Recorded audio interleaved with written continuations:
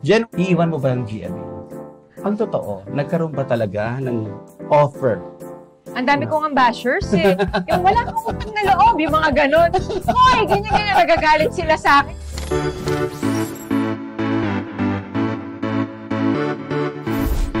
Hello updaters and welcome to my podcast, Updated with Nelson Canlas. At ang kasama natin ngayon ay matagal-tagal na rin nating hindi nakita pero hindi naman siya nawawala sa ating mga puso. Of course, nakikita natin siya sa TikTok at syempre marami siyang gustong papayag na sagutin ngayon, di ba? Ayan. Please welcome Miss Jeneline Mercado. Hello sa inyong lahat, Kuya Nelson. Thank you sa pag-guest sa akin dito. Pilit pa. Jen, unahan ko na. First question. Iiwan mo ba ang GMA? Kuya Nelson, hindi. Siyempre hindi.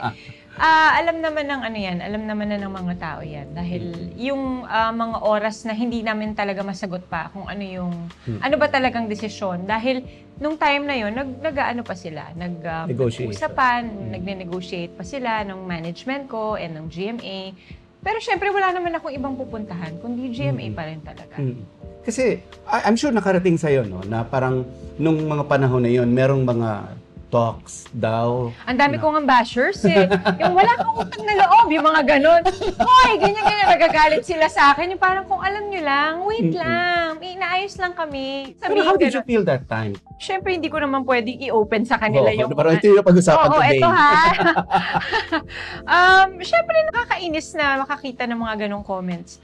Kasi kung alam lang talaga nila kung anong nangyayari. Pero siyempre, naiintindihan ko rin dahil siyempre sila yung mas nasasaktan din dahil syempre ang tagal kong simula nung nagsimula ako sa GMA, hindi nila ako pinabayaan. So naiintindihan kong isa sila sa mga nasasaktan. Kung lilipat ako talaga ng estasyon dahil 'di ba, unang-una wala kang utang na loob, yung mga ganon, 'di ba? Alam ko 'yun, naiintindihan ko sila, kaya hindi ko na lang pinapansin. Pero syempre masakit din sa akin dahil gusto ko rin talagang sabihin sa mga tao na, "Hoy, ano ba kayo? Hindi ako ganon."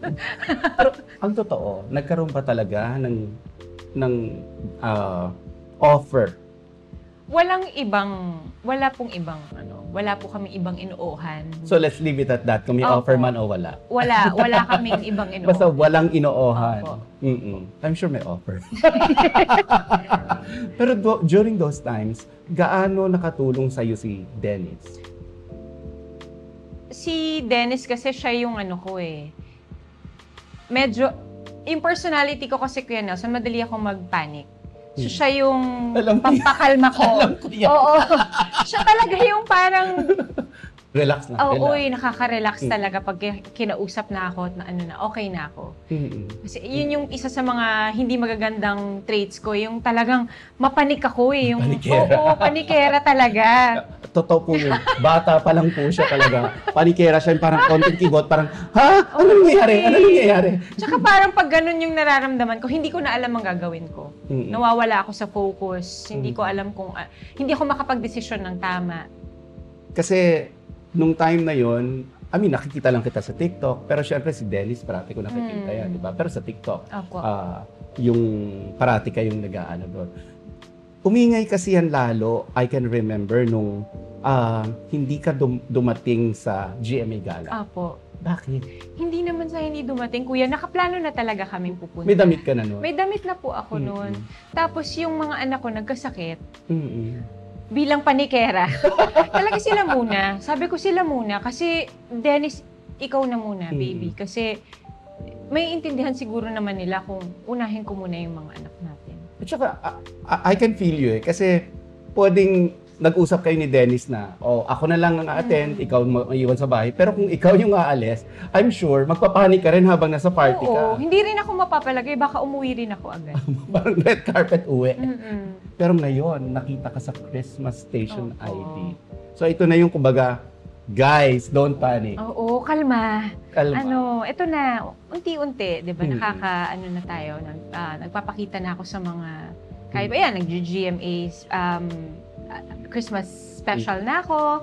Tapos, next year, marami silang aabangan kasi may gagawin kaming project ni Dennis sa TV, may pelikula, may ilalabas ako na album. So, nag-ano lang talaga ako. Kailangan ko lang iposisyon lahat dahil nung mga nakaraang taon, maliit pa si Dylan, kailangan pa ng oras at atensyon.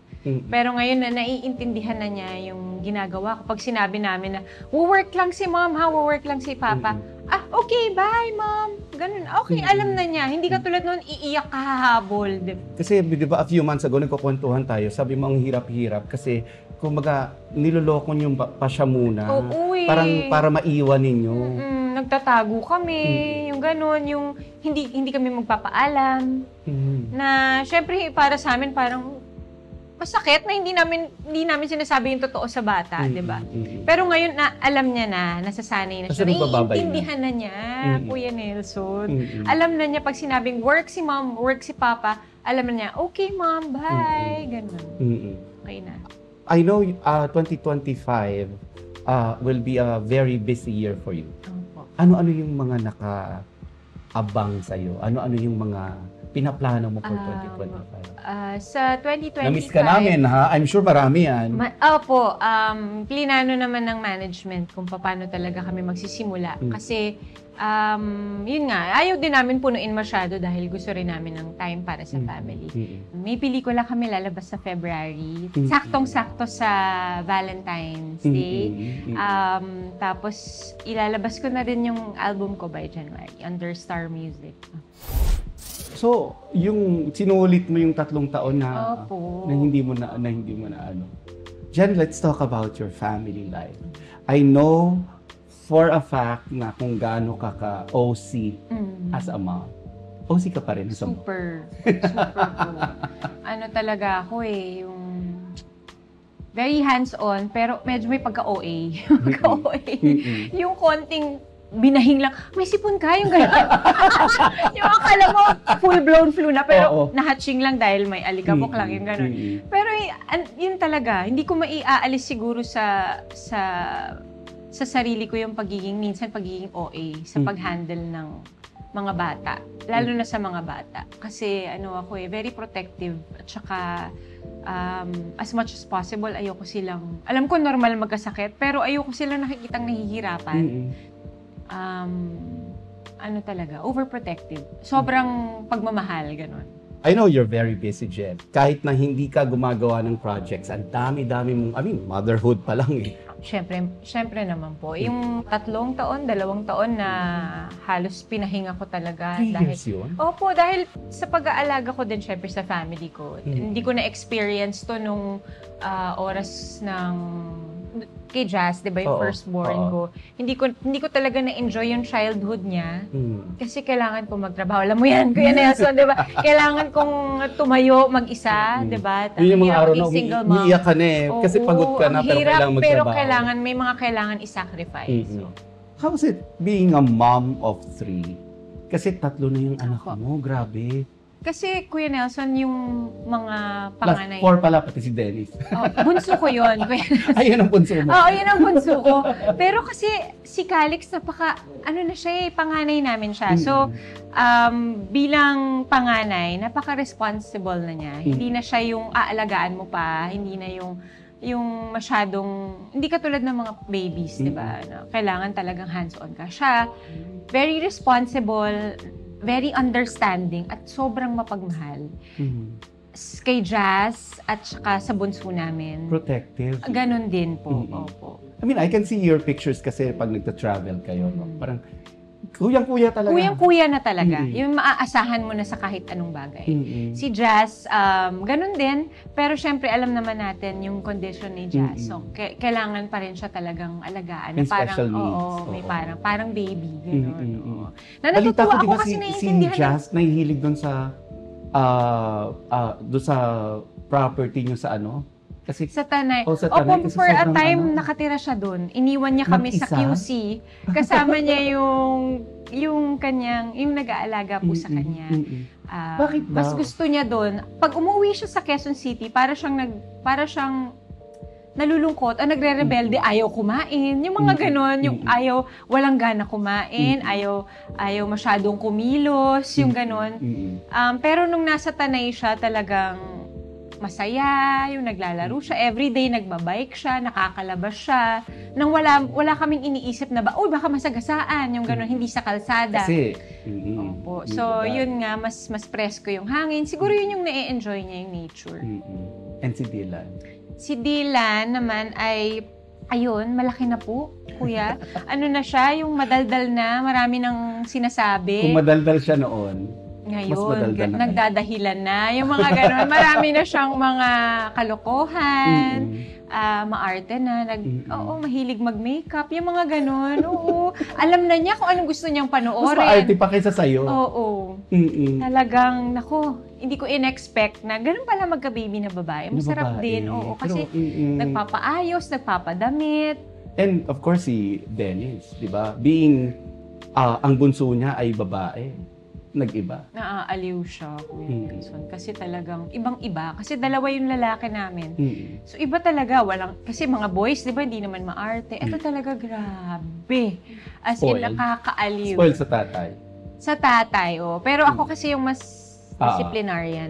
How do you discipline? Kasi syempre, di ba, ang cute Parang, paano mo di ba, hindi mo mariresist. Pero ako talaga tinitiis ko, Kuya. Kahit na alam kong iiyak siya, alam kong medyo mafu-frustrate siya. Pero kailangan kong ihulma yung character niya at kung paano siya papalaki. So, no means no? Pag no talaga. No talaga. Parang nag-usap na kayo ni Dennis na pag nag-no ako dyan, kailangan no ka rin. Kasi kung hindi, pati siya, aawayin ko din. Paano na yung pag, syempre, di ba yung mga bunso natin, pag yung iniyakan ka lang or kahit ganunan ka lang ng mata, si Dennis natutunaw siya talaga. Ako po medyo tough talaga. Si Dennis, I have seen a lot of changes kay Dennis in the past years. In fact, lalo na nung dumating si Dylan. Tama ba ako? Like parang grabe yung changes. Malaki po yung changes. Well, hindi ko rin nga in-expect na ganun yung kakalabasan Kasi, syempre pagka sanay ka ng,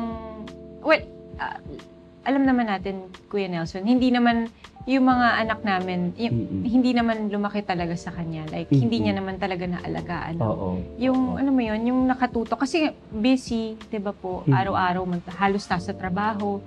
Pero nung lumabas si Dylan, mas siya yung mas inaalagaan niya rin kasi ako. Paano ba explain to? Inaalagaan niya ako at inaalagaan niya rin yung bunso. Kaya as much as possible, ayaw niya na napupuyat ako. Ayaw niya ng masyado kong napapagod. Kasi alam niya na kung gaano ako ka-OC at ka-hands-on. So, as much as possible, sasaluhin niya yung iba. Sa gabi, hanggang ngayon Kuya Nelson, magti 3 years old na si Dylan next year. Pero, siya pa rin sa gabi. Kahit galing ng taping, darating ng 12 midnight, 1 a.m. Papatulugin ako. Tapos siya yung, ako na. Siya na lahat sa gabi. Kasi si Dylan, 3 times pa rin dumidede sa gabi. So siya pa rin ang gigising, siya pa rin magpapalit para magpalit ng diaper.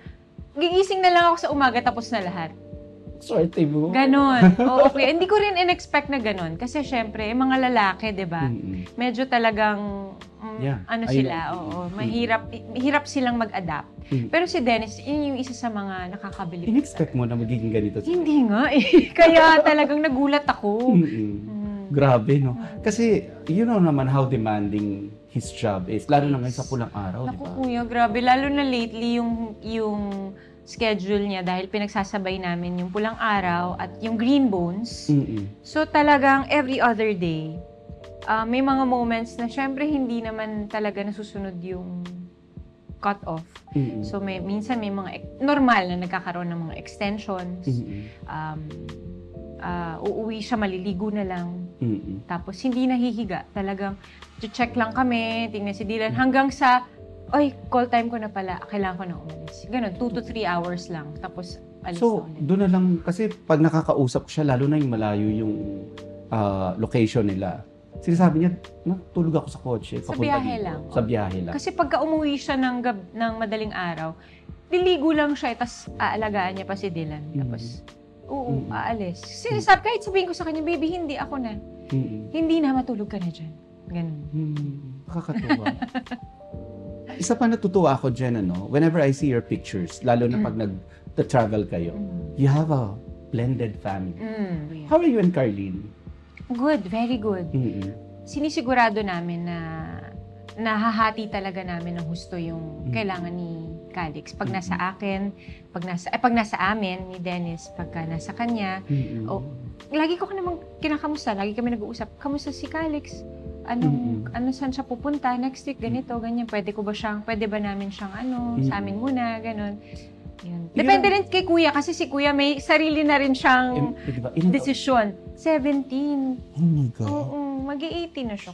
Diba? Kaya, talaga, si Calix, yung may sarili siyang gusto, may sports, may gusto siyang sports. Siyempre, sinusuportahan namin kung ano yung gusto niyang gawin. Maya, tumatravel na sa iba't ibang bansa kasi nagko-compete na siya. So, talagang very diba? independent. Opo. Yun yung nakakatuwa, kasi some families, wag na nating lahatin, pero pag yung ganyan ang situation, pinapipili kung sino yung nanay. Pero, di ba, why choose? You can have two moms. Oo. Mas masarap nga, di ba, pag dalawa yung nanay mo. Oo. Teka muna, sige, Starstruck. How long ago was Starstruck? 20 plus years. 21? Grabe, Kuya Nelson. Pero mas maganda ka ngayon. Naku! Naku! Aminin mo, mas maganda ka ngayon. Mas nakakatulog lang tayo ngayon. I guess mas confident ka ngayon. Pwede na rin, oo. Well, marami pa rin inhibitions. Marami pa rin ako talagang mga, syempre, nanay, di ba? Hindi naman na intact yung balat natin, 'di ba? So may mga stretch marks tayo, yung gano'n, yung motherhood kailangan namin tanggapin. Oo. May mga changes talaga na hindi natin makokontrol na. Pero happy ako. Kumbaga, happy ako na pinagdaanan kong lahat ng 'yun. Yun yung nagpatibay din sa akin, Kuya Nelson, 'di ba? Syempre. At yun din yung isa sa mga dahilan na kaya malakas ako, 'di ba?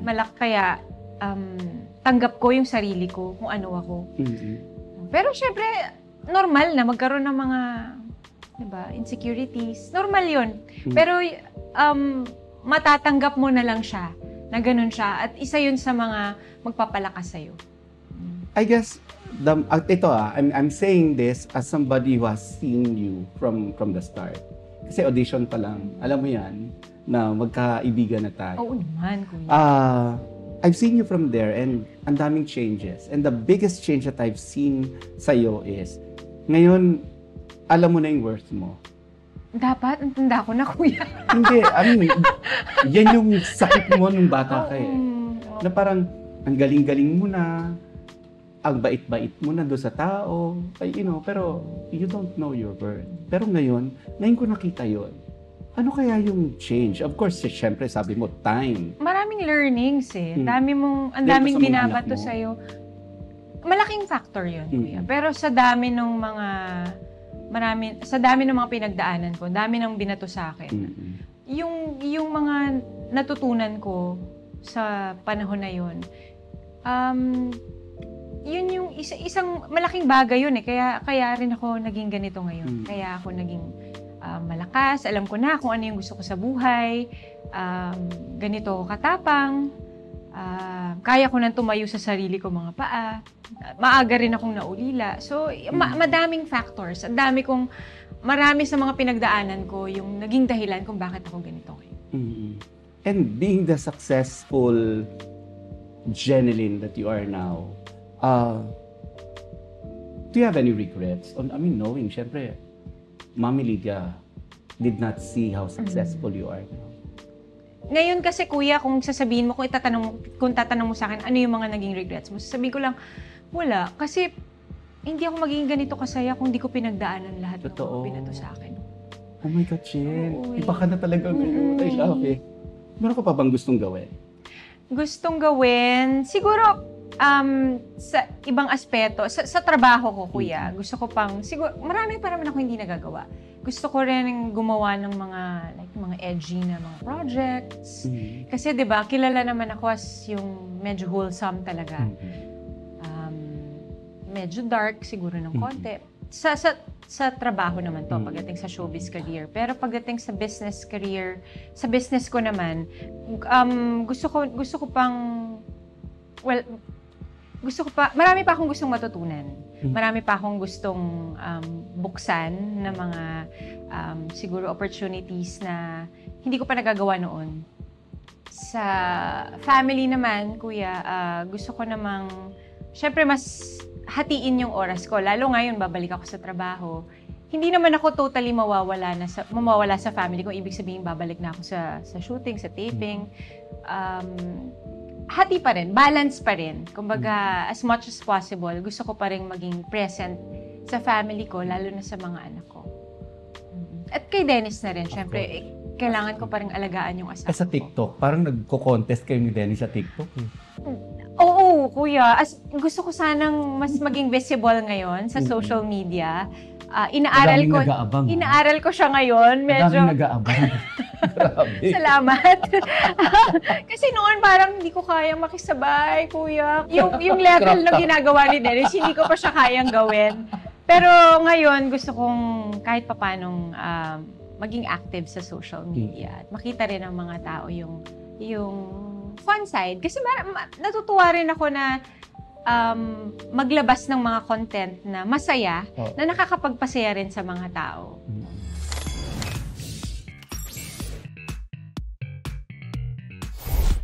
My last question is, I always turn the tables around. Ikaw naman magtatanong sa akin ng isang tanong. Okay. Kuya Nelson, alam ko naman na very hands-on ka dito sa career mo, 'di ba? Alam kong napaka-busy mong tao. Simula nung magkakilala tayo, nung starstruck pa lang ako hanggang ngayon, hindi ka tumitigil kahit saan nakikita kita. Dala yung camera, dala ang lapel. May mga gusto ka pa bang gawin sa buhay? Ay.